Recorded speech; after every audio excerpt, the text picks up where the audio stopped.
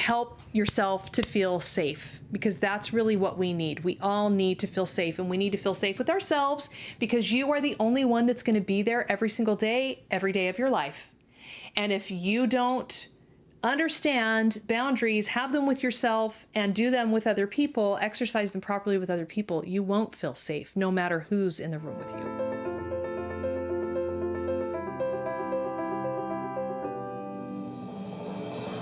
I was in middle school, as I'm sure your experience was, if you went to middle school, hormones are on fire and everyone is a little bit crazy. And I had this experience one day. I was probably 6th or 7th grade, and we had been out at recess or whatever at lunch, and my friends had headed back into the school. For some reason, I was walking in on my own. And as I was walking toward the school, this kid came over. I don't remember who he was, and he ran his hand like up between my legs and behind and all of that.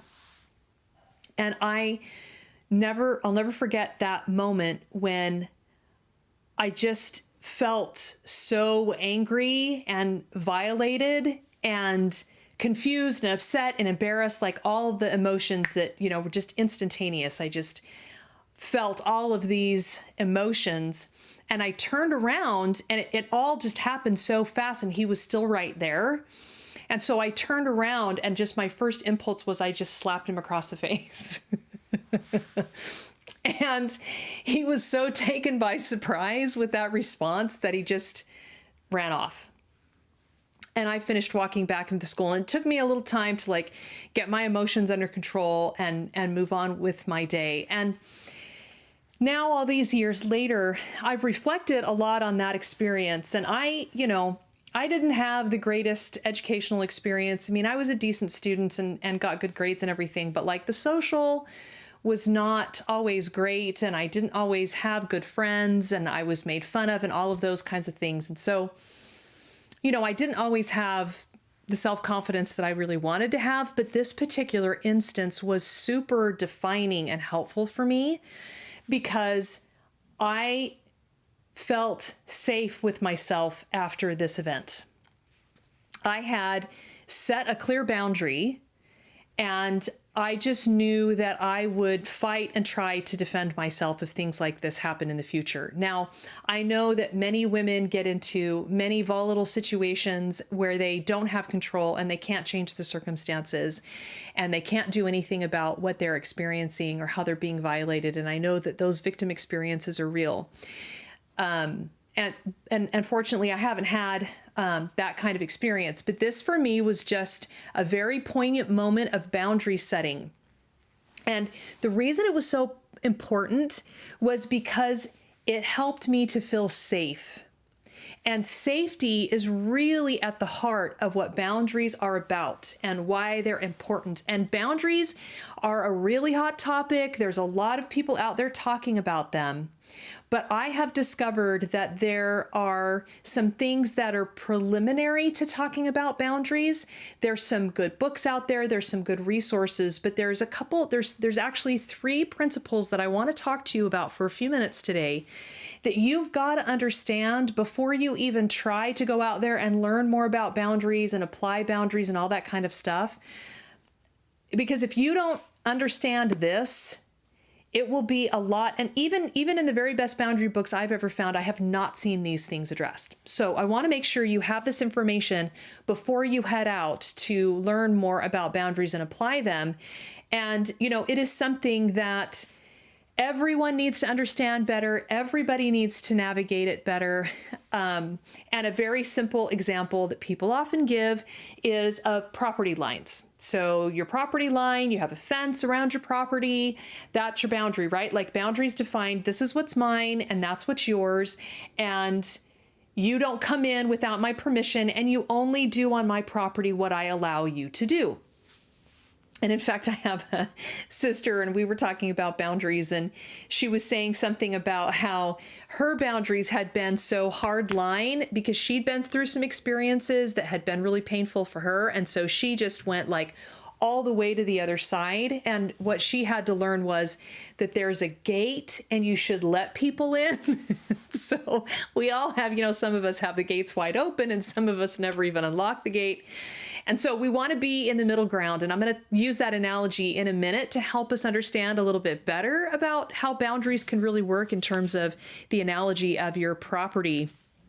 But I want to tell you first the fundamental, and we talk a lot here about the law of human nature, the framework of natural law, and how there are first principles that flow from that natural law, that we know them intuitively. They're written on our hearts by God. And so I would say that the first principle of boundaries is something like that because boundaries are about relationships, they must begin with your relationship with yourself.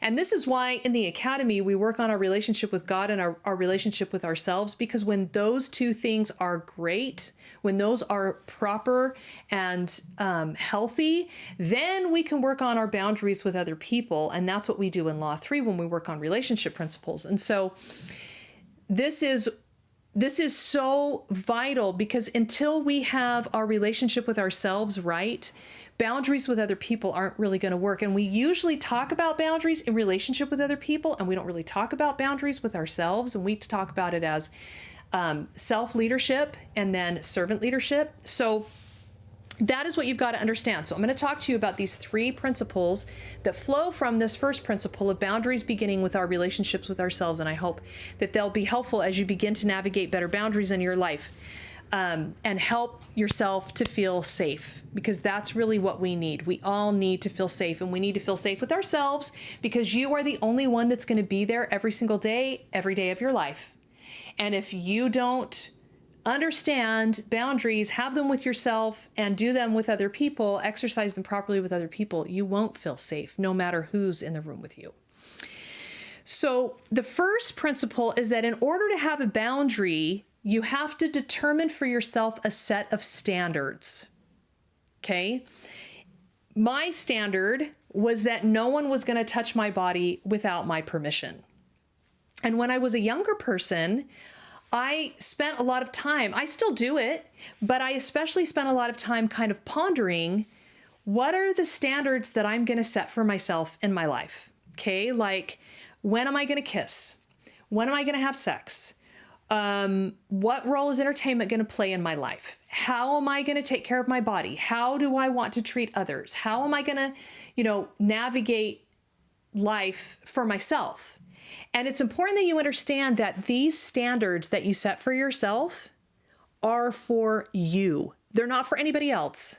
Nobody else has to agree with them, and nobody else needs to even like them. They're just your standards for yourself. And corollarily, if that's a word, it's not fair for you to expect other people either to always know all your standards, and we'll talk about that more in a minute, or to have the same standards as you about everything all the time, because they're your standards for you. But I want to make it clear that these standards must align with reality in the natural law. They're not just like arbitrary things that we just get to make up, and then we expect everybody else to go along with this fantasy that we've created for ourselves. No. And personally, I think when they best align with especially traditional values that you find in all the, world religions, in the wisdom traditions, as Houston calls them, then they're going to be the most likely to help you have a stable, happy life. And that's what I was trying to do. I was asking myself, okay, what are the standards I'm going to live by that are going to help me have the best life I want to have? And they're my standards for me. Okay. They need to be enriching for me and others. They need to have a positive impact on the world. So this is why it's so helpful, because now you don't ask yourself, what's my boundary? You just ask yourself, what's my standard? And then from understanding what your standard is, it's a whole lot easier to navigate the boundary piece. It's way more clarifying. So if my standard is to not have sex before a certain time, then I can just not do that. And I just hold myself to that standard. And we'll talk about that in a second. whatever my standard is to keep my commitments, to tell the truth, whatever that is, I'm going to do it first.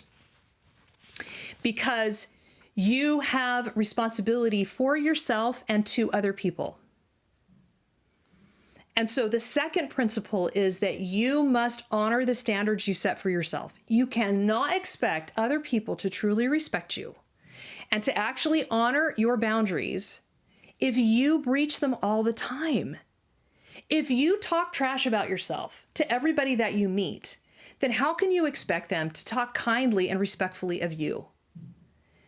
It's really tough to hold that line and to hold people to a standard you're not willing to live.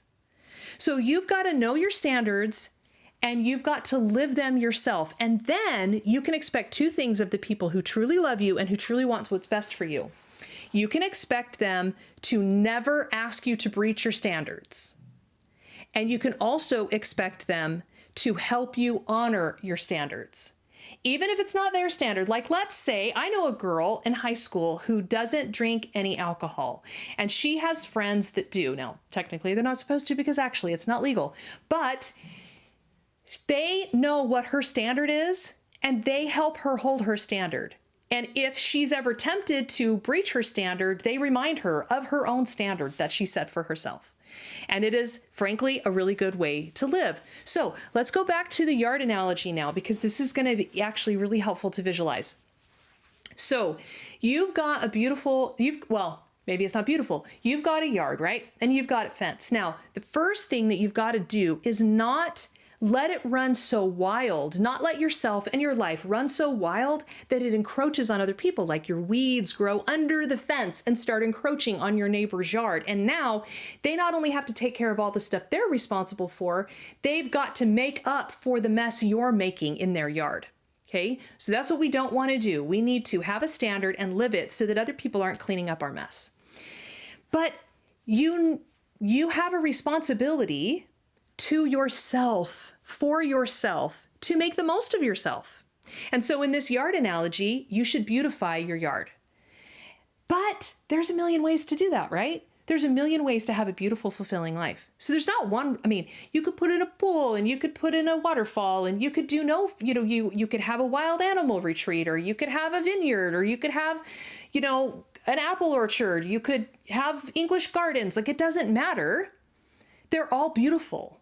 And none of them's right or wrong, but it's you taking responsibility for what's yours and making it as beautiful as you can. So now here's what happens. You open the gate, right? You let people into your life, into your yard, which represents your life, and then you let them know what the standards are. You can walk on the paths. You can't jump in the pool unless you have a floaty on, like whatever those standards are. And then you watch and see, do they honor your boundaries, the standards that you've set? And the cool thing that can happen if you do this right, if you know your standards and you live them and you let people into your yard, into your life, who know your standards and want to help you live them, sometimes they'll tell you things you don't want to hear. And sometimes I hear people getting upset with others because, like, he should not have said that or done that, but actually that person is trying to help, right? That person sees that you could actually get more abundance out of your, like, rose bushes because they know more about rose bushes than you. And they're really just trying to help make your yard look more beautiful because they know what it is that you want, and they know they're trying to help you get there. But if you shut them down because, like, oh, that's not my boundary, like, this is my yard, it's my thing, you leave me alone, you let me do my thing, well, then your yard's just going to be less than it could be. So you learn to trust them because you have your standard and you honor it and you communicate it. And then you exercise wisdom as people give you feedback and try to partner with you to make your yard, your life, a more beautiful thing. So if you want others to talk nicely, another way of saying this that I like to tell our academy students is, you must teach others how to treat you, right? This is the third principle. Teach others how to treat you by treating yourself right first. And then this third piece is to communicate it. So in order to honor the second principle of knowing your standards and living them, if you want others to talk nicely to you, talk nicely to yourself. If you want others to honor your body, honor it yourself. If you want others to keep your secrets, then keep theirs. Okay? So now third principle, we're going to teach others how to treat us. Now, you can't go around listing your standards. Like, what are you going to do? Like, carry like flyers around, like, just so you know, everyone, these are my standards. No, that's not how it works. These happen bit by bit, step by step, in a natural way as you build friendships, of course. But what happens is anytime something comes up, you have an opportunity to communicate your standard. Hey, you want to go to the bar with us? No, I don't drink. Or I will come, but I don't drink. Okay? Now, when you don't communicate your standard because you want to keep the peace, or you don't want to be embarrassed, or you want to look cool, or whatever all those other priorities are that you're, making a priority above your own boundary, above your own standard, well, now nobody knows. So they might ask you to breach your standard, and then what are you going to do? Blame them? Like they don't know. Or they can't help you honor your standard because they don't know them. So you've got to let people know. And if you don't, bad things always happen. Bad things almost always happen when you don't communicate clearly what your standards are to the people around you. So you've got to voice them. Sometimes they'll breach a standard without just knowing it. They'll just do something and they just kind of didn't realize. And, we're just all human. We don't know why people do what they do. That boy on the playground knew he shouldn't touch me that way. Like, we all have consciences. We do things we know we shouldn't do. So we can't expect for this to always be picture perfect and for everyone to always honor our standards every single second of the day. But we can expect that this is an ongoing negotiation where we say, no. Remember, I said only walk on the path. No. Remember, you can't prune it that way. So we have to know, we have to honor them, and we have to communicate them very kindly. And when someone breaches our standard, we set it right. That's the second thing that we can do, is we let people know, you know what, that hurt, that was wrong. We need to fix this. We need to make it right. And then you see how they respond. And if you're constantly communicating your standards to someone in your life and they're constantly breaching or ignoring or belittling them, well, it's probably not the best person for you to spend a lot of time with. So I have a sister that I love dearly, and years ago, we had some struggles in our family life, and I remember what it was. And I was talking with her, and she was asking me how I was doing, and I shared something very personal with her, and I asked her not to share it with anyone. Well, then, a couple weeks later, I'm talking to another sister, and she happens to mention the thing I told to the other sister that I asked her not to tell anyone. So she breached my confidence, right? She didn't keep a promise that she made to me. And that's a standard that I have, is that we keep commitments and we keep promises. And so it was so interesting because after I talked to the second sister, I went to my husband and I was like, guess what happened? And she totally told her, and, blah, blah, blah. And he was like, oh my goodness, what are you going to do? And he just didn't, he had a little bit different family culture where they weren't as open and they weren't as forthcoming about things. And so he was a little surprised when I was like, well, I'm going to call the first sister and tell her that I don't like this. And he was like, no, don't do that. That's a bad idea. And I was like, well, and I wouldn't have said it this way at that time, but what I was doing was setting a boundary and saying, I can't be this close to you. You can't be someone I confide in if you can't keep my confidences. It's that simple. It doesn't mean I hate you. Doesn't mean I'm never going to talk to you again, but this is a boundary. So I called her, I told her, and you know what? She apologized profusely. That doesn't always happen. People don't always honor your boundaries, but in this case, it had a really nice ending, and she did keep my confidences from then on. So if you don't want your spouse to yell at you, and you don't want your coworkers to gossip about you, and you don't want your friends to break their promises, then you've got to do three things. You've got to determine your standards, you've got to honor them yourself, and you've got to communicate them. You've got to teach others how to treat you. Because they're just human, and they have different standards, and they don't always keep their own standards, and they're not always doing things right. And the first time that this happens, it's on them, and it's time for you to voice it. And the second time it happens, it's kind of on you, because you're the one that's putting up with the person in your life that you keep communicating, this isn't okay, and they keep doing it anyway. You don't have to condemn them for that. But you do have to do what's necessary for you to feel safe. And boundaries begin with you. They begin with your relationship with you. They begin with you taking responsibility for yourself. And I want to end with this story of something that happened with my husband. He has a marriage and family therapy degree, and he was working with a couple at one point, and the husband had a really bad gaming addiction. Like, it was interrupting work all throughout the day, and then he was coming home, getting on the gaming, like maybe breaking half an hour for dinner and then getting back on, and they had several children in the home, and he was virtually ignoring the family, staying up really late. Like, it was interrupting all his relationships. It was interrupting work. Like, it was making everything in life hard. And so my husband has all these conversations with this woman about this hard thing that they're going through. And she's sharing all the pain. And this has been going on for months, like maybe a year. And it's been getting worse over time. And she's so miserable. And the kids are so miserable. And they don't know what to think. And now they're gaming more and all this kind of stuff. And so my husband said, well, so what did he say when you told him? And she said, told him what? And he said, what did you say? What did your husband say when you told him you needed him to stop gaming? And she said, well, I didn't actually kind of tell him like that. And my husband was like, what in the world? Why are you not communicating with him what your standard is? So here she has a standard and she's honoring it, like she's not got an addiction to gaming herself, and she's trying to honor this boundary with her children, like not letting them have this gaming addiction, but she won't help the family get unified around the same standard.